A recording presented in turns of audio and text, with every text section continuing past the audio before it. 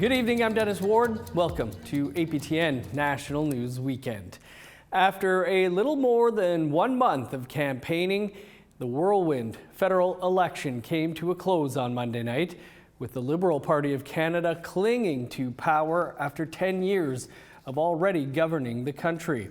A lot happened on election night: first-time wins, significant losses, and party leaders in turmoil. APTN Sav Jonesa gives us this look at what you might have missed. After a nail-biting election, it's official. Liberal leader Mark Carney will keep his title as the Prime Minister of Canada. With around 150 polls left to report their ballots as of 4:30 p.m. Eastern, the numbers are looking more and more concrete. Elections Canada shows the Liberal minority government now holds 169 seats, 25 more than the Conservatives, their official opposition. The Liberals would need 3 more seats to form a majority government. The NDP fell from grace, winning only 7 seats, 18 less than the previous federal election. That means they've lost official party status, which requires 12 seats. And their leader, Jagmeet Singh, announced he would step down after being defeated in his own riding. Conservative leader Pierre Poilievre also came up short in his riding, a seat he has held since 2004, but asserts he will stay on as party leader for now. The Bloc Québécois won 22 seats and the Green Party walked away with 1. All the provinces east of the Prairie saw the Liberals win the majority of electoral districts in their province. The 3 Prairie provinces stand in contrast as Conservatives made the largest impact in the polls. The Liberals saw a narrow victory in British Columbia, winning only 1 more seat than the Conservatives. Because of lower populations, the territories each have 1 seat in Parliament. Nunavut's went to the NDP, and both Yukon and Northwest Territory seats went to the Liberals. As of 4:30 p.m. Eastern, preliminary numbers boast this election officially saw the largest voter turnout in 32 years. More than 68% of eligible voters participated in the election. That's roughly 19.5 million out of a possible 28.5 million registered. These numbers will continue to climb as polls finish reporting, and they don't include additional voters who registered on Election Day. Of the 45 Indigenous candidates running in 35 ridings across Canada, 11 were victorious and will hold seats in Parliament. In comparison, last federal election saw 12 of 77 Indigenous candidates being elected. 5 of the 11 who won this term are incumbents in their districts. They are Conservative Mark Dalton, NDPers Leah Gazan and Laurie Idlout, Liberal Jaime Baptiste, and Bloc Québécois Simon Pierre Savard Tremblay. Incumbents who lost their seats are NDP Blake Desjardins and Liberals Mark Cyr and Vance Badaway. We also saw a First Nations candidate win a seat long held by an incumbent. Liberal Rebecca Chartrand swept up the votes from 17-year NDP incumbent Nikki Ashton in the Churchill-Kiiwetinoong-Eski riding by 15 percentage points. Now let's see how these changes make a difference in our communities and country. Sav Jonesa, APTN National News, Winnipeg. Thanks, Sav. 3 First Nations political organizations in Manitoba, with the help of the Assembly of First Nations, are sounding the call for immediate repatriation of cultural and sacred ceremonial items held by the Hudson's Bay Company. This comes after HBC disclosed under the company's Creditors Arrangement Act its plan to auction off thousands of artifacts. Here's T.R. Wheatley with those details. To me, this is a matter of ethics. It's a matter of justice. Grand Chief of Manitoba Kiiwetinoong Ugamaginuk, Garrison Settee, is amongst a long line of leaders calling for the repatriation of sacred items from the Hudson Bay Company. The Hudson Bay Company built an empire by exploiting the resources of people in northern Manitoba, beginning with York Factory in 1684. Last week, the Hudson Bay Company filed an updated motion in the Ontario Superior Court of Justice, which included an affidavit from the Assembly of Manitoba Chiefs. It calls for a halt in sales of artifacts, requests for a catalogue of items being considered for liquidation, as well as repatriation. We have such a strong connection to all of our ceremonial items, and we're not going to just sit back. We will do whatever it takes to get those items back. These chiefs say so far there have been no discussions with HBC, the courts, or Canada around the issue. Derek Nepenak is the chief of Managi and Anishinaabe in northern Manitoba and says with all the talk of reconciliation, repatriation should be front and center. They have dehumanized us by monetizing and co-modifying our culture and who we are. And that perpetuates and it continues on into today. It's still there. And this act or this idea that you can auction off the material and spiritual culture of a people in 2025 is an extension of that original colonization. But the HBC isn't the only institution these chiefs are appealing to. Assembly of First Nations National Chief Cindy Woodhouse Nepenak said while attending the Pope's funeral last week, discussions around repatriation also happened. The Vatican and Rome, those conversations are happening. I know that they had sent us a little bit of a catalog. I think there was 61 items in there that we're looking through, and where do they come from? We know they're First Nations. Here in Broken Head, where the chiefs gathered this week, Chief Gordon Blue Sky said they too had to fight to get items back into their own hands. It wasn't that long ago, our late great hero, Sergeant Tommy Prince from the Broken Head Ojibwe Nations, war medals were up for auction as well. We need our provincial and federal governments to start enacting legislation. Including Grand Chief Jerry Daniels of Southern Chiefs Organization, calling on the federal government to follow in similar footsteps to the United States with the Native American Graves Protection and Repatriation Act, which allows the return of human remains and sacred objects to the rightful owners. And I think it's important that the country and as a whole and really the world should really look at a repatriation strategy around that. Even going as far as calling on collectors to rethink what they have and what they try to buy as art. T.R. Wheatley, APTN National News, Broken Head, Ojibwe Nation. 2 remote First Nations are at the front of a class action lawsuit that's currently playing out in the Manitoba courtroom this week. The National First Nations Housing Class Action Lawsuit claims Canada has failed to provide safe and adequate housing for those living on reserve. With more, here again's T.R. Wheatley. On the steps of the Anishinaabe Ogamawan offices in downtown Winnipeg, families from St. Teresa Point, Manitoba and Sandy Lake, Ontario stand in silence, holding signs pointing to what they call a Canadian failure. Inside, the drum echoes as they start in ceremony, as leaders take to the front to talk about the court case they are involved in this week. We are in the biggest fight of our lives. This is a national human rights crisis. That's Raymond Flett, chief of St. Teresa Point. He's talking about the National First Nations Housing Class Action lawsuit that has more than 100 reserves involved. Most of them are remote First Nations, where they have to rely on ice roads.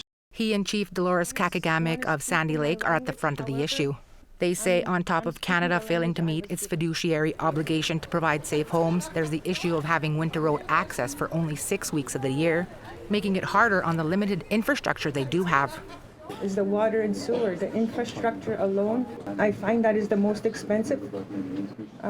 We recently did a project where it cost us more in infrastructure than the housing itself. The average house in St. Teresa and Sandy Lake has 15 to 20 people living in it. Majority of the homes have mold. Dolores Fiddler is an elder from Sandy Lake. She says back in 2015, her 19-year-old pregnant granddaughter died from living in a moldy home. They told me she died of blastomycosis. That's moldy house and everything that you catch on when you breathe in, that goes into your lungs. The joint class action argues that Canada is responsible for the housing crisis going back to when the treaties were signed. They say the government's legal team is arguing they are not responsible. T.R. Wheatley, APTN National News, Winnipeg. And just an update, Justice Fable of the federal court has reserved his decision until the end of summer. Time now for a quick break and then the story about an Air Canada flight with an all Indigenous crew. Stick around.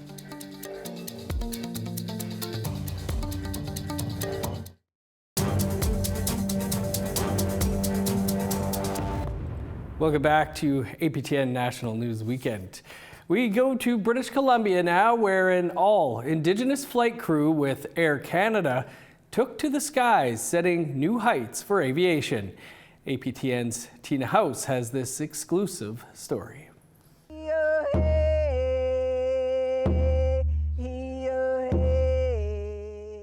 Passengers lining up for their flight to Toronto were treated to a special ceremony before they took to the skies. For the second time in history, today's flight, AC-34, has a crew that's entirely Indigenous. For James Hemsworth, who is the manager of Indigenous Relations and Reconciliation for Air Canada, he says it's exciting to see how far so many Indigenous people have come. When the first Europeans came to North America, we were the guides, we were the healers, we took care of them.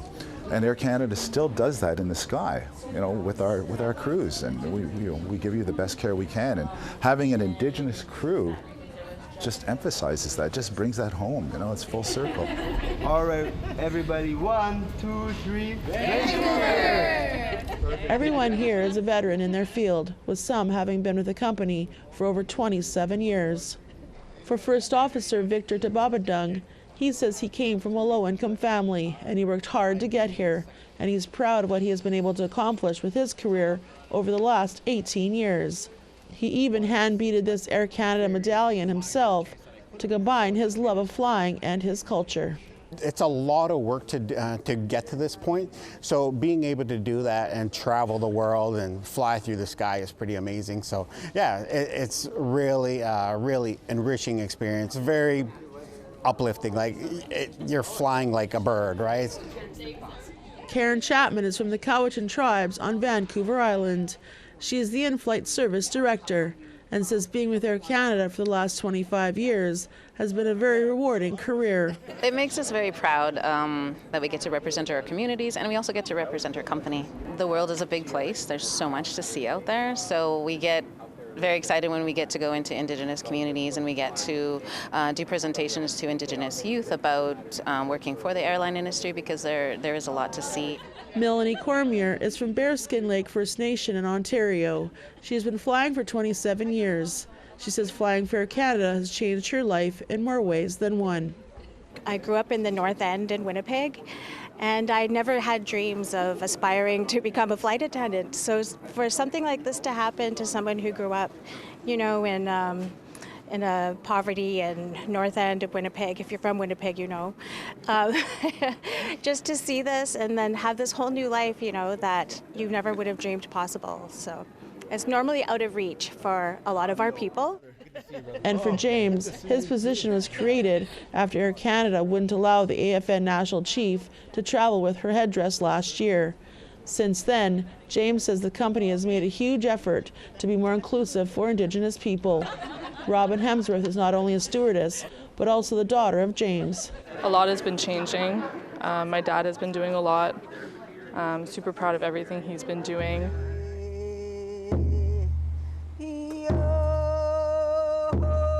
Members of the Musqueam Nation went on board the plane and drummed a song and brushed it off with cedar before flight AC-35 took off, bound for Toronto. Tina House, APTN National News, Vancouver. Awesome stuff. Well, it's become a late summer tradition in the city of Thunder Bay. And this year, the annual Wake the Giant Music Festival is back with what organizers are calling its most epic lineup yet. APTN's Mike McDonald has more.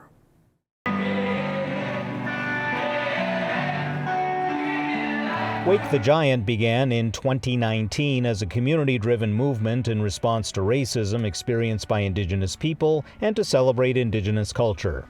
Musical acts such as Third Eye Blind, Our Lady Peace, and Aqua have performed at past festivals. This year's event will be headlined by the Black Eyed Peas, with performances by Prozac, Neon Dreams, and Crystal Shawanda, to name a few. Since its inception, organizers say the festival has grown in popularity. The festival and the movement have been resoundingly positive. I think it's been received with open arms. I think that for as much of a bad name and reputation that Thunder Bay has, and oftentimes for good reason. I think there are a ton of very good people here with good hearts. It is about kind of waking the hearts and minds of the people in Thunder Bay and the region, and maybe Canada if we're lucky one day. Thunder Bay is home to Dennis Franklin Cromartie High School, a private school that hosts Indigenous students from across Ontario, including remote northern communities. The organizers of Wake the Giant are teachers at the school, and some of the funds raised go towards school programming. Wake the Giant is unique in that it is a dry festival.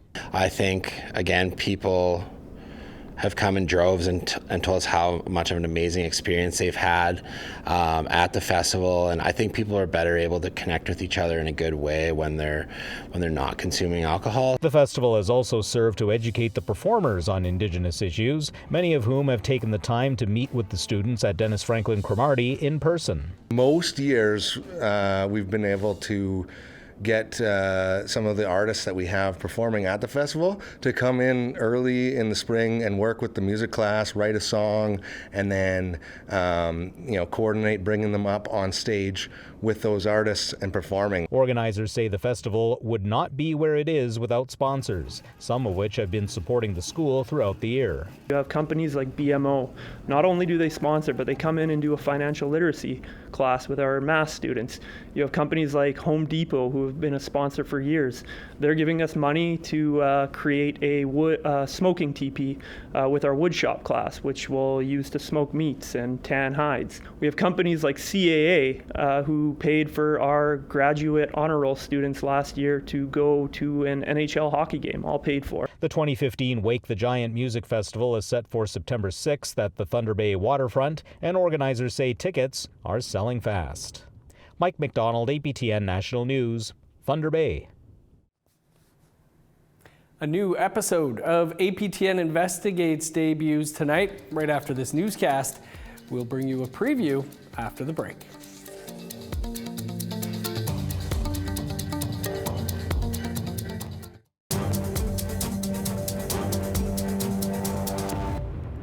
Welcome back.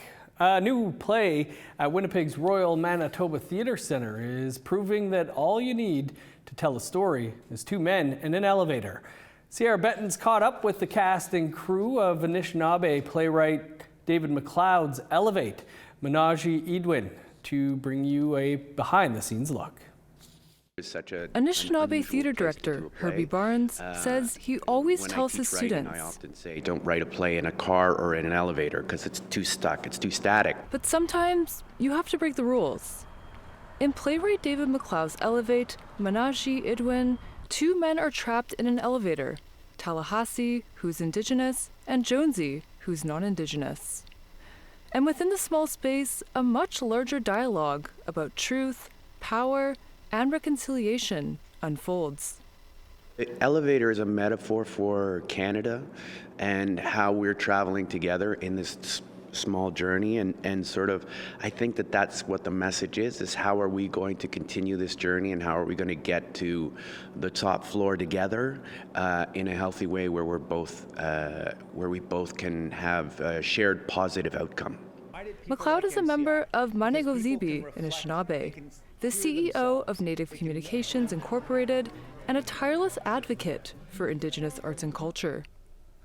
The play was developed in the Pimuteoan Creator Circle, which supports the creation of new works by Manitoba-based Indigenous artists.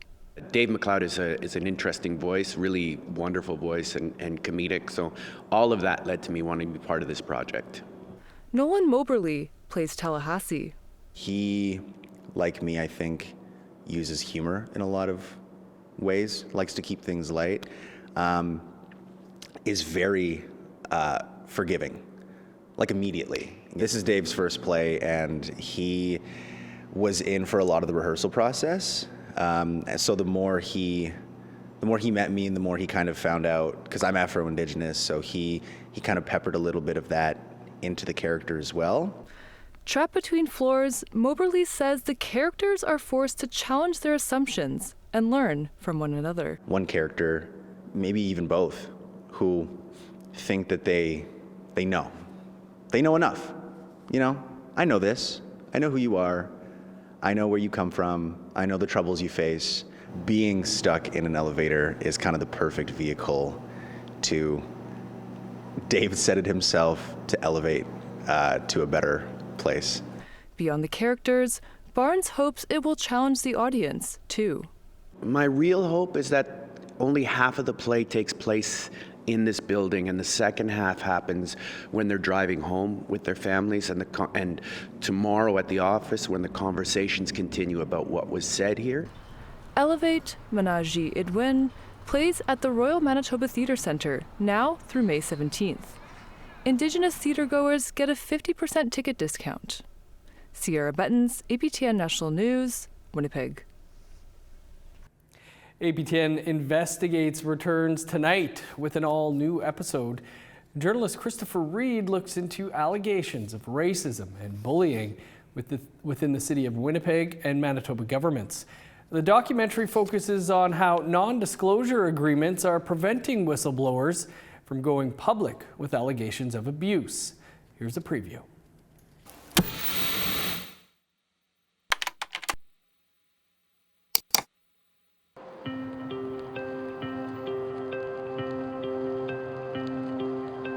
If workers don't have a voice in Winnipeg, then where do they have a voice? Winnipeg's famous labor history is remembered in this monument to the Winnipeg General Strike of 1919. The strike violently culminated when a streetcar was famously pushed over and torched here on Main Street by demonstrators, and the Northwest Mounted Police fired into a crowd, killing 2.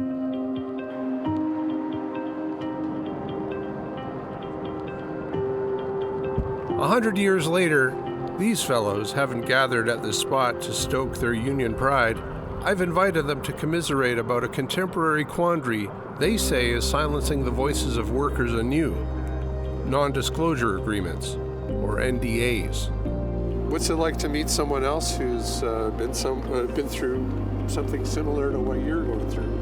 It's good, it's empowering, it's nice to see other people stepping forward, because that's what we need, and that's what I want to encourage people. Step forward, speak, even if you have an NDA against you.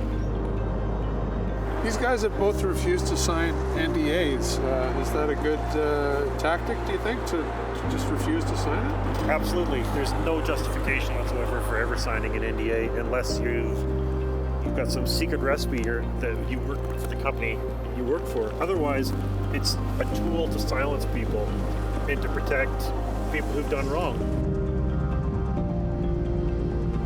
And you can watch that episode of APTN Investigates right here in less than 2 minutes from now.